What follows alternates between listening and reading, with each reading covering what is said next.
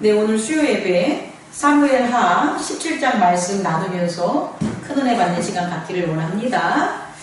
여러분, 우리가 일어나는 우리가 이렇게 눈으로 보고 귀로 듣고 우리의 감각으로 알 수 있는 일어나는 사건과 상황들은 똑같은 출처에서 나오는 게 아니라 전혀 다른, 서로 다른 출처가 있다는 것을 우리는 이미 알고 있죠.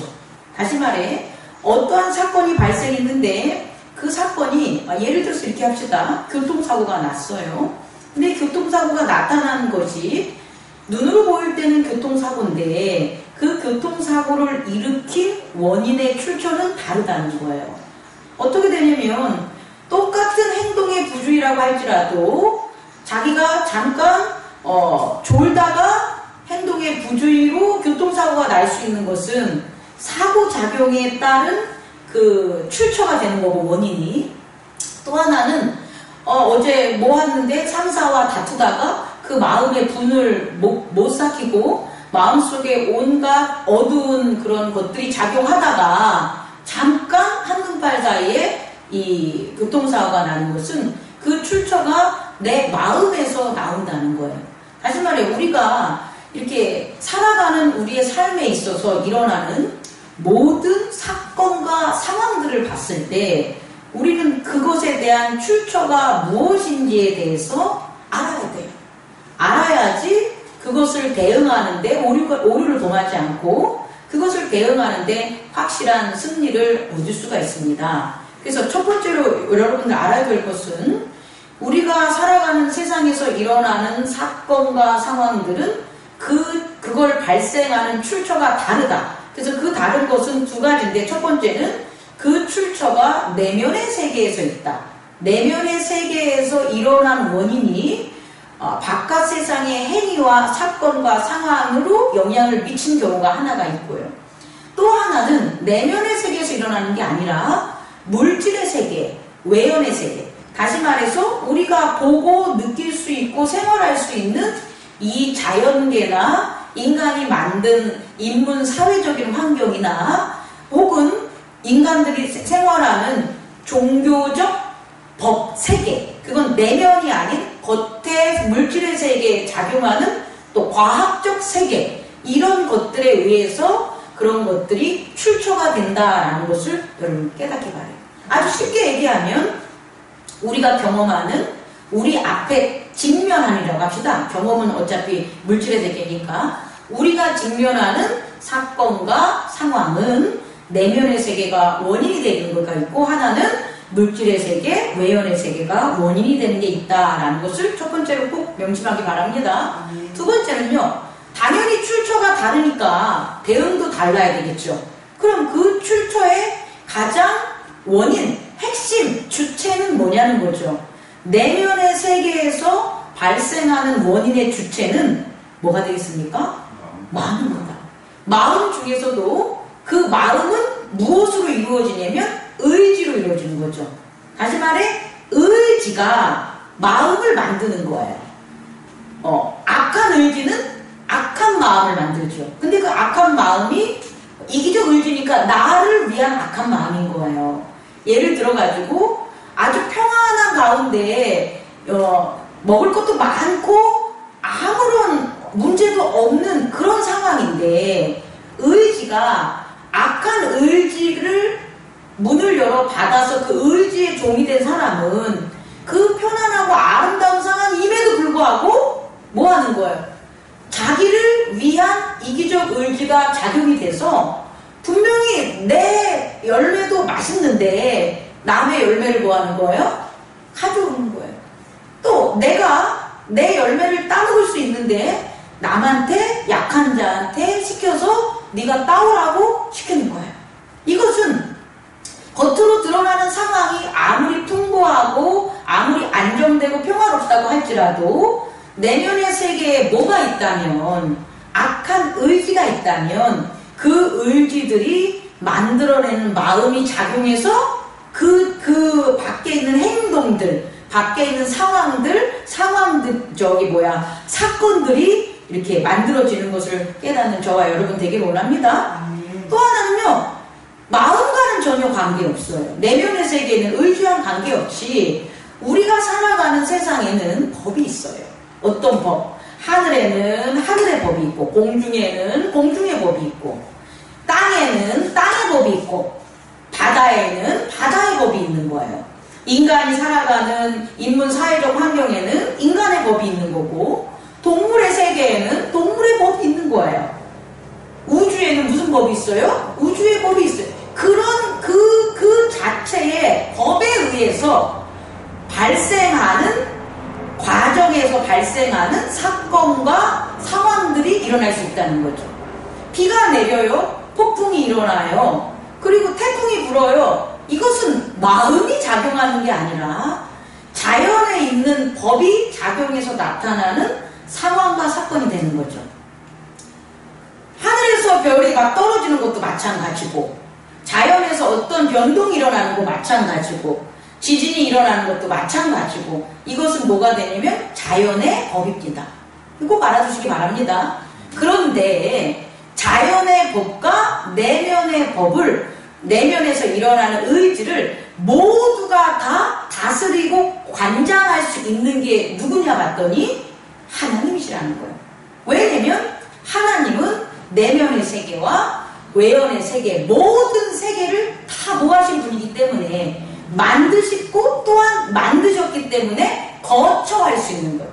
거처할 수 있기 때문에 다스릴 수 있다는 걸 깨닫는 저와 여러분 되기를 원합니다. 그래서요, 물질의 세계, 외연의 세계는요, 무엇으로 해결해야 되냐면 사고로, 생각으로 해결하는 거예요. 다시 말해, 생각이 정확한 근거나 정확한 데이터나 객관적인 사실들을 갖다가 경험해서 그것에 대한 법칙을 발견해서, 아, 지진이 일어날 때 이러이러한 일들이 벌어지니까 이러이러하게 대처해야 되겠다. 태풍이 불어올 땐 이러이러한 경로와 이러이러한 특성이 있으니까 이렇게 만들어지니까 이러이렇게 해야 되겠다 라는 것들은 결국 생각이 사고작용, 경험적 데이터를 바탕으로 해가지고 만들어낸 지식의 체계라는 거예요. 그래서 이건 지식으로 해결해야 되겠죠. 이해할 수 있겠습니까? 다시 말해, 내면의 세계에서 발생한 그와 같은 사건들은 의지를 깨달아야지 해결점이 찾고, 물질의 세계와 외연의 세계에서 발생한 것들은 어떻게 해야 되냐면 그것들의 법을 찾아서 지식을 세운 것들을 갖다가 확장하고 적용해야지 해결할 수 있다는 것을 깨닫는 저와 여러분 되기를 원합니다. 그렇다면 두 번째로요, 이렇게 출처가 다르고 그 출처에 대한 주체가 다르기 때문에 두 번째로 그 행위, 일어난 행위에 대한 결과, 책임 또한 다르다는 거예요. 예를 들어서 내면의 세계의 의지로 발생한, 의지가 작용한 마음들의 그 행위로 일어난 것은 결국 그것들이 해결됐거나 그것들이 끝난다 한다면 뭐가 혜택을 받는 거예요? 마음이 혜택이 받는 거예요. 마음에서 일어난 문제와 사건들이 해결이 되면 뭐의 보상을 받냐면 마음이 안정을 찾고 또 마음이 뭐가 되는 거예요? 평화를 찾는 거예요. 보상을 받는 거예요. 의지가 더욱더 굳어질 수가 있는 거예요. 그런데 우리가 경험하는 사건과 사고, 상황과 사건의 출처가 내면의 세계인데 그것을 해결하지 못할 경우가 있잖아요. 내가 해결하지 못할 경우나 나를 위해서 해결되지 않을 방안이 있죠. 그럼 뭐가 상처를 받냐면 마음이 상처를 받아요. 그리고 의지가 약해져요. 이해할 수 있겠죠.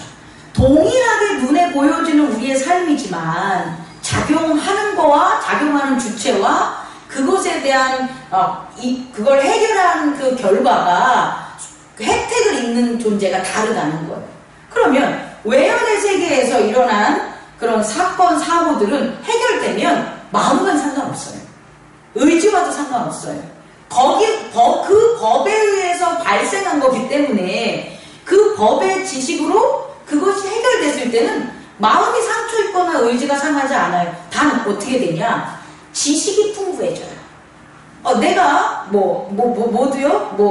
매도 맞아본 사람이 맷집이 늘어나는 것처럼 맞아본 그 외부 상황에 따라서 맞기 때문에 앞으로 어떻게 하면 된다는 뭐가 되는 거예요?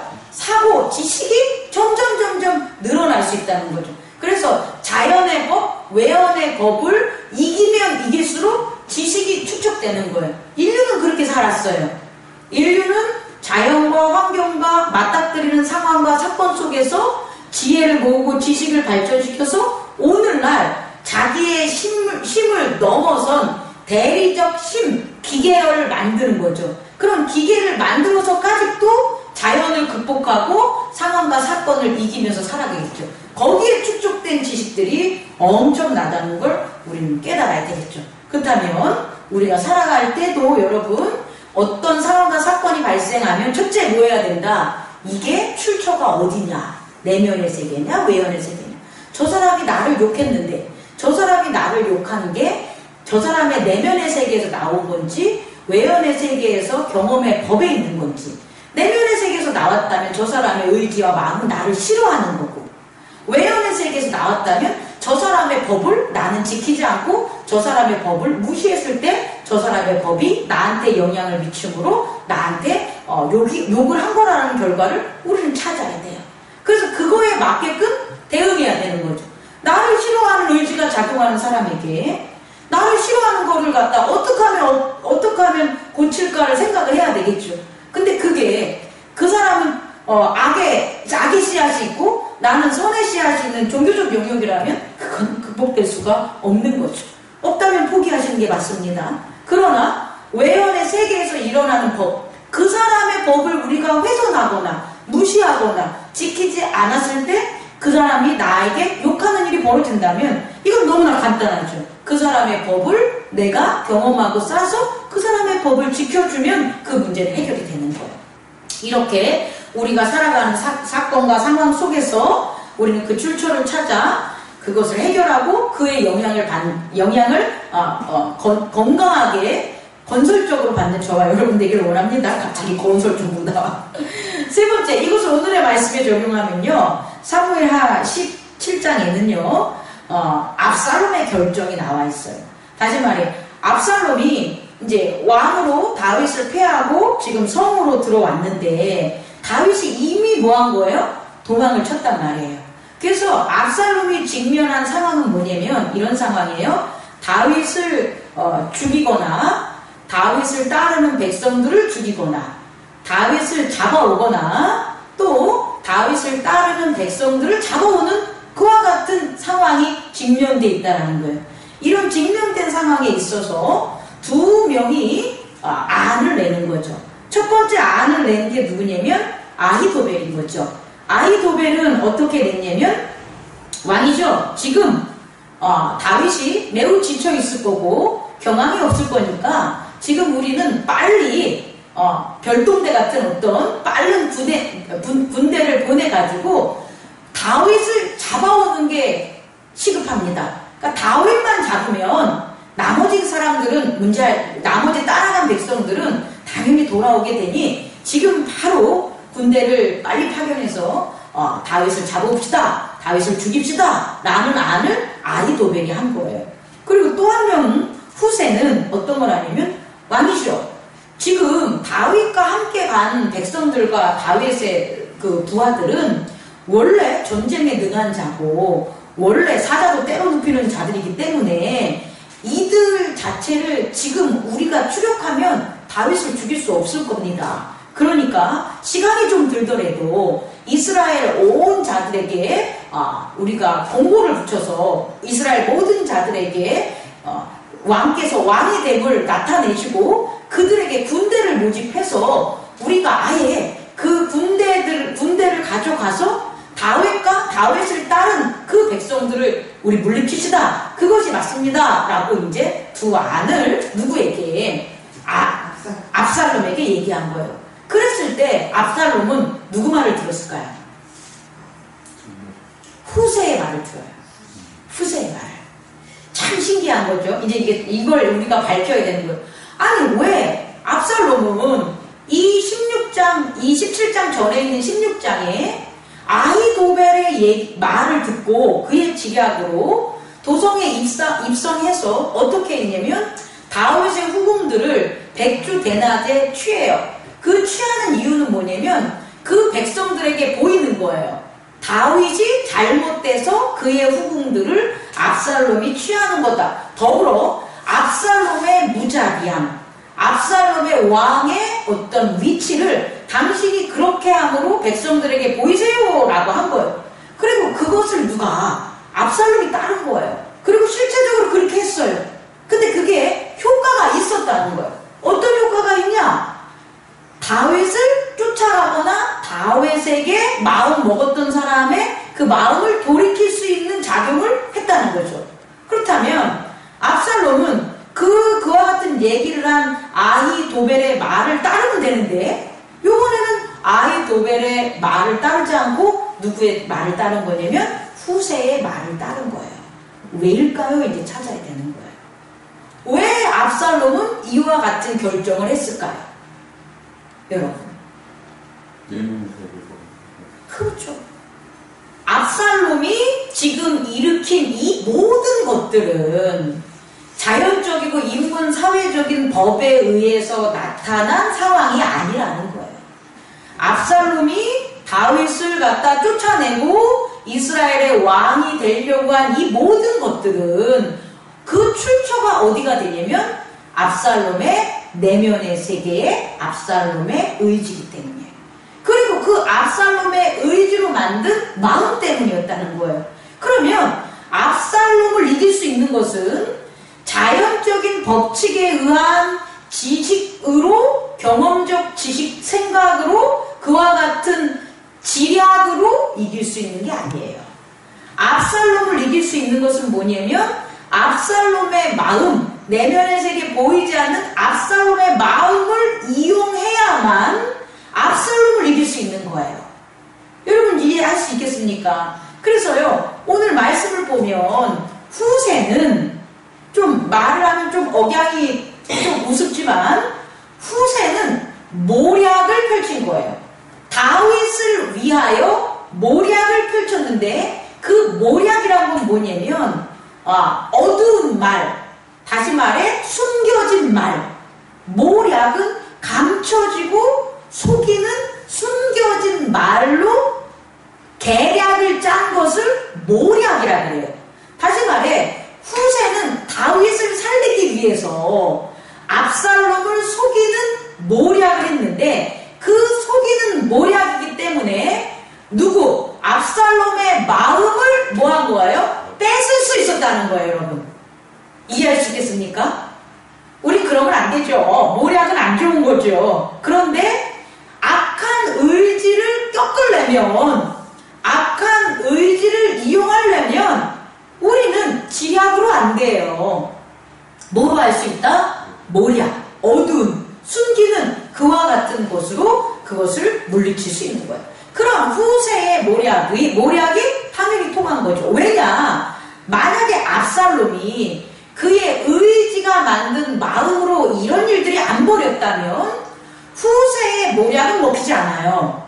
그런데 압살롬 자체가 그의 마음에 거짓된 아버지의 상처, 욕망, 왕권에 대한 쟁탈, 불신, 그리고 마귀의 종된 마음, 그런 것들, 살인, 용서하지 못함, 회개하지 못함, 이런 모든 의지가 만들어낸 마음으로 왕이 되려고 했기 때문에 이것을 이길 수 있는 것은 그 마음을 움직이고 속일 수 있는 모략밖에 없는 거예요. 그래서 후세가 뭐 하냐면 그 마음을 충당하는 걸 한 거예요. 뭐냐? 당신은 왕이니까 왕의 위험으로 다윗도 죽이고 다윗을 따라간 백성도 모두 죽여야 됩니다 라고 얘기한 거예요. 여러분, 그걸 따르게 되겠죠. 그렇지, 나는 왕이 된 거니까 내가 아빠보다 다윗보다 나는 이제 높아. 그걸 내가 보여주려면 이 모든 백성을 다 전쟁으로 다 모아서 그리고 나서 다윗을 공격하는 게 내가 왕으로서 모습이지 라고 그 마음이 나타나게 된 거죠. 근데 그게 결국 뭡니까? 실패하게 된 원인이 되는 거죠. 근데 후세와는 다르게 오늘 참 아이러니한 인물이 아히도벨인 거예요. 아히도벨은요, 어떤 거냐면 지략을 한 거예요. 지략. 그가 16장에 후궁의 철을 이용한 것도 그는 그와 같은 왕권 국가에서 이루어지는 왕들과 왕권에 대한 경험적 지식을 바탕으로 한 지략인 거예요. 아히도벨이 자기가 욕구가 있어서, 욕망이 있어서 후궁들을 압살롬이 저지르게 한 건 아니에요. 그러면 그냥 밤중에 한 명씩 불러다 재우면 되지. 근데 그게 아니라 백주 대낮에 백성들이 보는 가운데 그와 같은 것, 후궁을 겁탈하는 것을 압살롬이 하게 하는 것은 그가 가진 왕권, 왕 중심, 백성에 대한 이해, 경험, 그들을 다스릴 수 있는 능력, 이런 것들의 경험적 사고작용을 바탕으로 한 지략이었다는 거예요. 그리고 그 지략을 17장에도 얘기하는 거예요. 어떻게? 지금 따라가서 다윗만 잡으면 된다는 거예요. 왜? 지금 따라가서 다윗을 잡았으면 잡았어요. 그게 지식적 경험적 데이터로 말미암아 나온 누구? 아히도벨의 지략이기 때문이에요. 그런데 그 지략대로 누가? 압살롬이 하지 않은 거예요. 여러분, 우리도 그럽니다.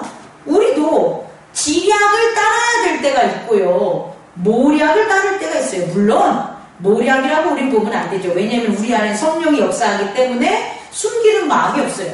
근데 우리가 숨기는 마음들을 성령이 드러내죠. 그래서 성령이 그것을 회개시키면서 내면에서 발생하는 지혜, 이걸 해줘야 되겠구나. 지혜와 지식의 차이는 뭐냐면, 지식은 경험적 세상에서 사고작용으로 경험의 세상에서 나타나는 법들을 이해함으로 나온 게 지식이고요, 지혜는 내면의 세계에서 얻는 거예요. 그러니까 지혜는 외연의 세계에서 얻진 않아요. 지혜는 인스피리트, 즉 마음이 공경하거나 혹은 경외할 때 얻는 깨달음, 그걸 우리는 지혜라고 해요. 다시 말해, 하나님을 믿는 우리들, 성령의 내주함을 믿는 우리들은 모략을 없애주고 악한 마음을 없애주고 드러내주는 성령이 우리 안에 있기 때문에 우리들은 회개하는 작용이 벌어지고, 그리고 성령이 그것의 옳고 그름을 가르쳐주므로 우리는 지혜로워지고 그 지혜로 이기게 되는 것을 깨닫는 저와 여러분 되기를 원합니다. 말씀을 마치려고 합니다. 여러분, 우리가 겪는 상황과 사건에 대한 출처를 바르게 이해하시고 그것을 해결할 수 있는 방안이 지혜냐 지식인지도 우리는 늘 배우면서 살아가는 저와 여러분 되기를 원합니다. 그런데 이제 아이러니하게도요, 이제 아까 아히도벨 얘기했는데 아히도벨이 어떻게 했다는 거예요? 자기네 고향에 가서 자살한 거예요. 이유가 뭘까요? 전 두 가지로 할 수가 있을 것 같아요. 하나는 자기는 지략을 써서 그의 지식을 다해서 누구를? 압살롬을 왕으로 세우고 싶은데 압살롬이 아히도벨의 그런 지략을 뭐 하는 거예요? 받아줄 만한 마음이 아닌 거죠. 그릇이 아닌 거죠. 그랬을 때 아히도벨은 압살롬의 그 모습을 보고 다시 이기적 의지로 작용하는 마음대로 하는 그 결정을 보고 좀 다시 압살롬은 오래가지 못할 것이다. 압살롬은 분명히 다윗에게 질 것이다. 그렇다면 나는 죽는다. 이게 하나가 되는 거고요. 또 하나는요, 그건 압살롬에게 본 거고요. 아히도벨이 지략가라면 아히도벨은 외연의 세계에서 역사하는 하나님의 법도 알아요. 다시 말해 자기가 그런 지략을 펼쳤음에도 불구하고 그것을 이겨나가는 다윗, 그것을 이겨나가는 다윗, 다시 말해 후세마저도 다윗 편이라는 것을 아는 거죠. 누가? 아히도벨. 그럼 내가 아무리 용을 써도 하나님의 사람들이 다윗을 돕는 한, 다시 말해 하나님이 다윗을 돕는 한 나는 뭐한다? 성공할 수 없다는 것을 그는 그의 지략으로 알았다는 거죠. 그리고 그는 자살을 한 겁니다. 어쩌군이 없지만 회개하면 되는데 예수 그리스도의 구원이 없었던 터라, 그리스도의 구원을 모르는 터라 회개를 못하고 자살을 했습니다. 기도하겠습니다. 꺼주시기 바랍니다. 사랑하는 은혜가 풍성하신